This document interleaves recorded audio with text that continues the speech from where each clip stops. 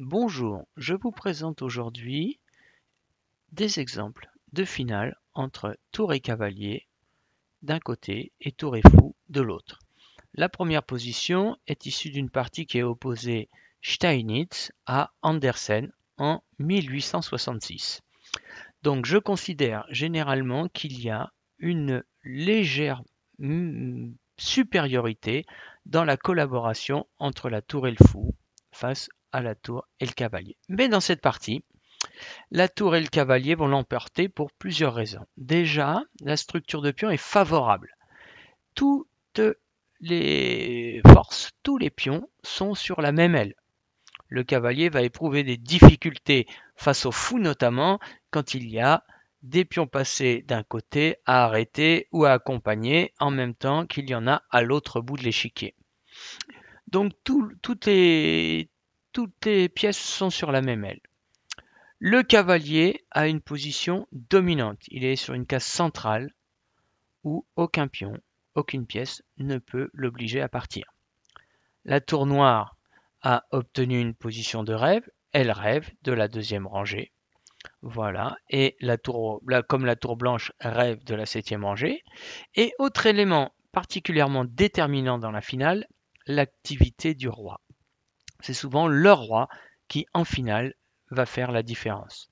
Le roi blanc est coincé sur le bord, on va voir qu'il a du mal à ressortir, alors que le roi noir est prêt à s'approcher du centre en passant notamment par la case G5. Donc ici, c'est au noir de jouer et Andersen commence par le coup H4. Alors, comment se défendre après le coup H4? Je peux avoir dans un premier temps envie d'échanger cette pièce ultra active là, la tour sur la deuxième rangée. Mais il va y avoir un problème tactique immédiat. Les noirs commencent par prendre en G3. Maintenant, qu'est-ce qu'on peut répondre? On a envie de manger la tour, suis simplement cavalier F3 échec. J'évite bien sûr de mettre le roi en F1, ne pas me trouver sur une case de fourchette, bien sûr. Mais le cavalier prend D2, attaquant le fou et le pion E4. Le fou naturellement s'installe plutôt au centre en D5 et après G prend F2. Les noirs ont déjà gagné un pion. En plus, le roi ne va pas tarder à s'activer. Attention quand même, le cavalier n'a pas beaucoup de cases à sa disposition. Il doit essayer de revenir le plus rapidement possible sur une case favorable. Et je crois que le meilleur coup ici, c'est immédiatement cavalier B1 pour ressortir sur A3 et venir en D4 peut-être en passant par B5. Voilà. Donc première option, après tour A2, sur F prend G3, je prends la tour. Si au lieu de prendre la tour, on prend G3, eh bien il va suivre à nouveau cavalier F3 échec, laissant des choix comme choix.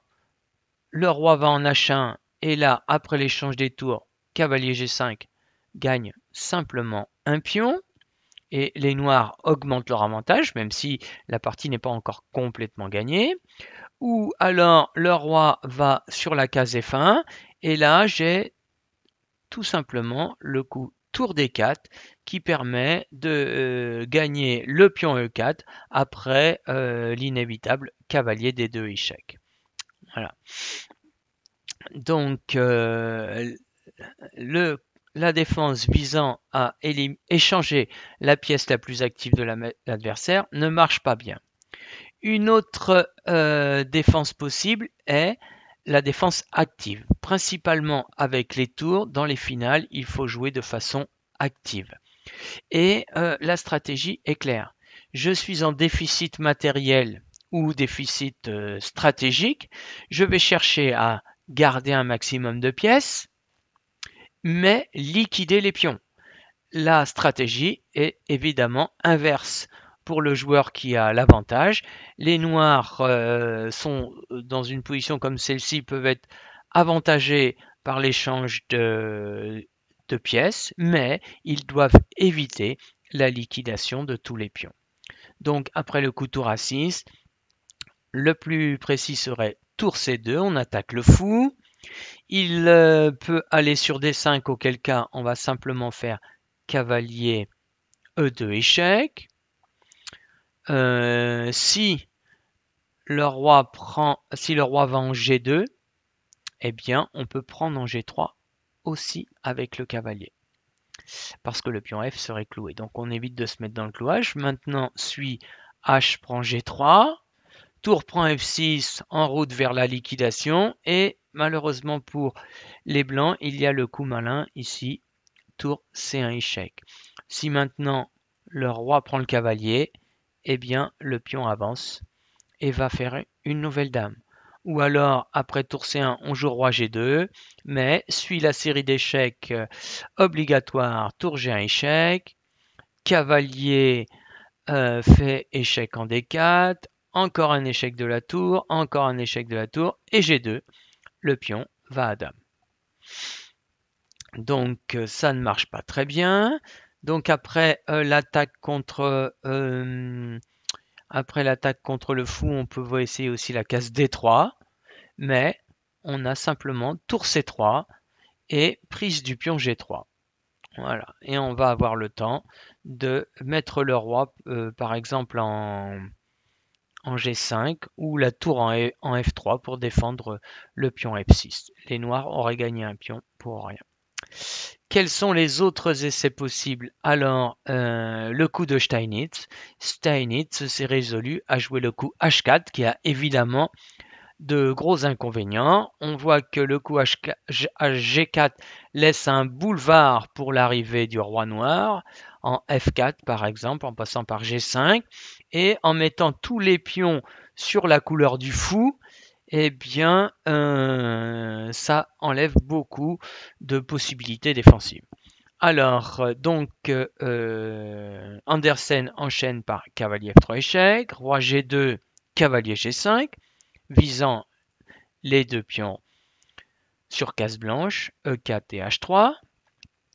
Maintenant, comment se défendre? Dans la partie, Steinitz a joué fou D5, qui ne va pas marcher. Le coup que j'ai envie d'appeler standard, ce serait tour 1. Hein, on remarque quand même que la défense active tour A6 ne marche pas parce que cavalier prend E4 et le cavalier, quand il est sur la case E4, défend le pion F6, hein, tout en attaquant F2. Donc tour 1 peut être un essai intéressant, mais là on va continuer par tour D4, on attaque deux fois le pion E4, il n'y a pas vraiment de réponse alternative au coup fou D5, maintenant tour D3, on attaque le pion H3, maintenant surtout pas le coup F3 parce que c'est immédiatement en prise, bien sûr, où il y a aussi peut-être encore plus fort tour D2 échec, mais tour H1, et là j'ai trouvé comme coup tour C3, qui est un magnifique zugzwang. Les blancs n'ont aucun bon coup. Donc le zugzwang, c'est une notion très importante dans les fins de partie aux échecs. C'est une situation où je n'ai pas de menace immédiate à craindre, mais l'obligation de jouer va me faire obligatoirement dégrader ma position. Ici, plus personne ne peut bouger chez les blancs. Si le fou se déplace sur cette diagonale, les noirs vont simplement manger le pion E4. Si le fou se déplace sur cette diagonale, le problème c'est que le cavalier va en E6, puis fait échec en F4 et le pion H3 est obligatoirement perdu. Si maintenant, après le coup tour C3, j'essaye autre chose, ben après F3, eh ben c'est la même chose que tout à l'heure. Si je joue F3, tour C2 échec, et le cavalier prend F3 le coup d'avant. Il reste donc uniquement le très triste tour H2, mais là, on a tour 1, et plus personne ne bouge. Si la tour redescend, on échange la tour, on mange le pion H3. Si le fou bouge, même type de problématique que juste avant. Et si on bouge le pion F3, eh bien, échec, échange les tours, suivi de cavalier prend F3. Donc le coup tour 1 échoue à cause de cette jolie manœuvre. Donc Steinitz a choisi de jouer D5. Maintenant on suit tour D3, attaquant le pion H3. Steinitz choisit la défense active. Tour H1, on a simplement tour C3 avec transposition dans la variante précédente. Donc tour A6, c'est le coup naturel. On essaye de se défendre de façon active en espérant liquider un maximum de pions. Évidemment, les noirs prennent le pion H3 en échange de F6, mais, comme prévu, le roi noir s'active. Comment faire? Tour D6, attention, attention, cavalier F4 échec, le roi s'en va, et maintenant, tour D2, la tour revient sur la deuxième rangée et vise le nouveau point sensible. Roi G1, évidemment, même dans les meilleures positions, il y a des bêtises à faire. Hors de question pour les noirs de prendre le pion G4 parce que simplement, fou E6 échec et la tour va prendre la tour. Je dois toujours au moins anticiper le prochain échec. Donc, les noirs jouent plutôt H3. La domination des pièces noires a conduit à ce que les noirs se créent ce pion passé très dangereux avec des pièces qui collaborent parfaitement pour accompagner ce pion.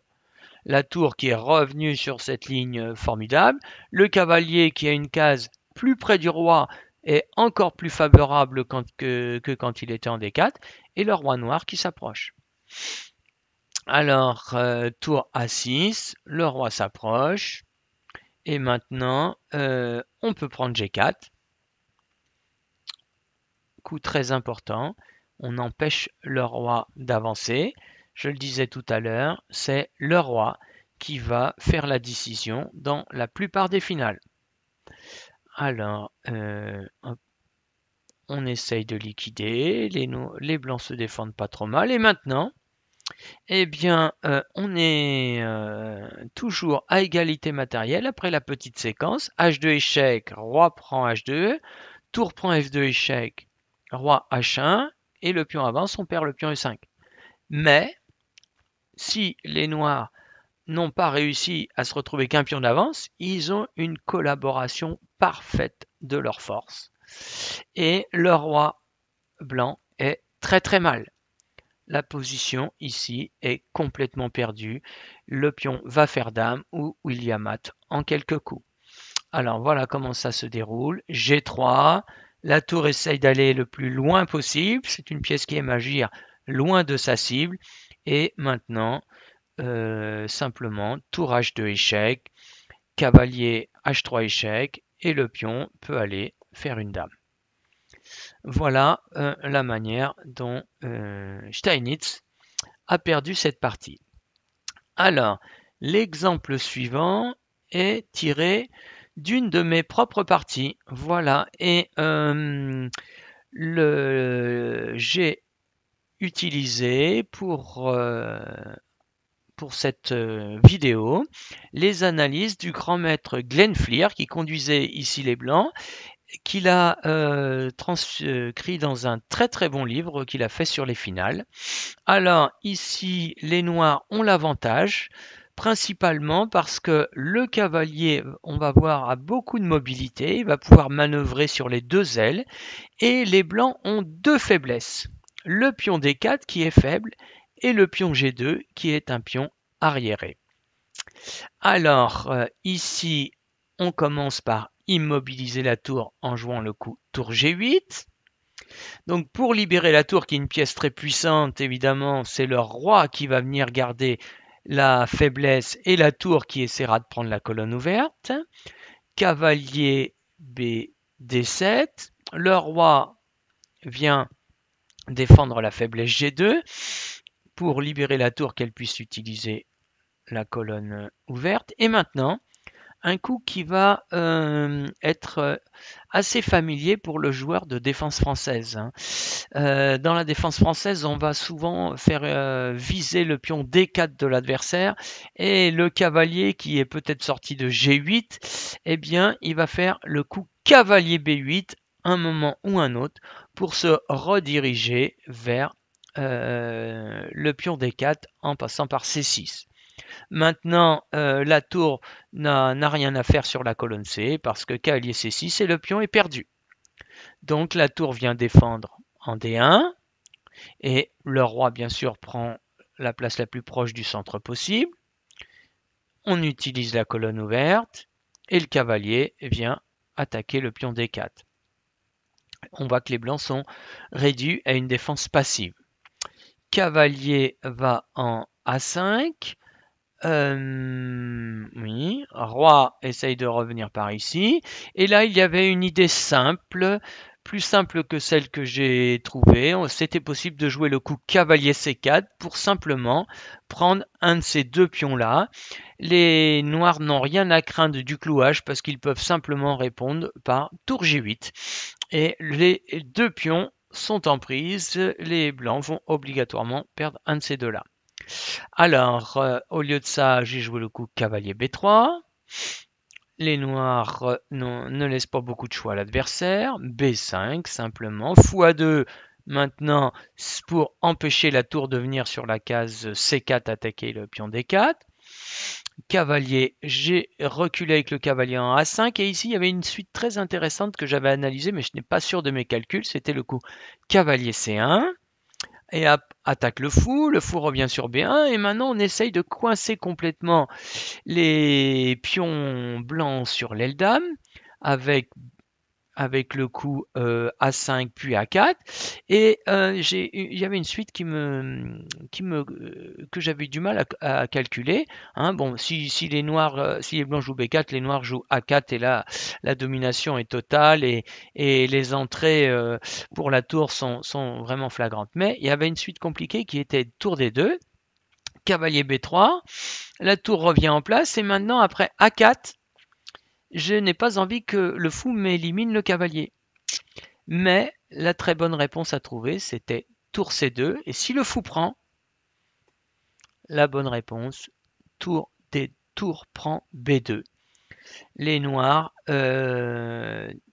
vont obligatoirement regagner la pièce qu'ils ont perdue. Et même si les blancs récupèrent provisoirement ce pion-là, eh bien, avec la faiblesse G2, D4 et même A3, eh bien, la finale de tour est très très favorable aux noirs. Voilà. Donc c'était une option que je n'ai pas suffisamment bien estimée. Alors, donc au lieu de ça, j'ai joué le coup après A5. Non, donc j'ai joué cavalier A5. Le roi vient en D2, cavalier C6 attaque le pion D4. Maintenant, tour G8, la tour peut défendre en D2. Et maintenant, la manœuvre décisive, c'est le cavalier qui doit venir sur la case E3. Alors ici, après cavalier E7, il n'y a rien à faire contre la manœuvre et les blancs vont obligatoirement perdre un pion. Alors pour semer un petit peu la confusion, Glenfir a décidé de se lancer dans une expédition avec leur roi. Et d'ailleurs, il a failli sauver la partie grâce à ça. Roi C3. J'ai eu peur un petit peu et je l'ai obligé à rebrousser chemin. Mais le coup cavalier F5 était très bon. Si le roi va en B4, cavalier E3, roi A5, on prend G2, il prend A6, cavalier E1, il prend B5, je prends F3, et en fait ici, le pion F4 est beaucoup plus dangereux que les pions A3 et B4, et les noirs vont sans doute gagner rapidement cette partie. Par exemple, après, tour D3, on peut jouer cavalier G5 avec un avantage décisif. Voilà. Alors, au lieu de ça, donc j'ai fait tour C8 échec. Le roi est venu en B4. je l'ai obligé à rebrousser chemin et d'abord j'ai voulu le repousser. Donc là, j'ai joué à nouveau un coup imprécis. Le bonne suite, c'était A4 échecs. Le roi n'a pas vraiment à craindre d'échec à la découverte. Et par exemple ici, il doit et les blancs seraient complètement perdants après le très joli tour C5 qui menace cavalier C6 échec et mat et en cas de roi A5 cavalier C4 fourchette qui prend la tour D2. Donc voilà, ça veut dire que après A4 échecs, le roi blanc était obligé d'aller sur A2 qui est une case vraiment très très passive. Après cavalier A5, les blancs sont complètement perdus aussi. Donc, en revanche, j'ai joué un petit peu moins bien le coup tour B8 et au lieu de fou A2 qui perd la partie, les blancs avaient comme option de jouer le coup. Non, c'est juste après, pardon. Donc tour B8, coup douteux, fou A2, ça va.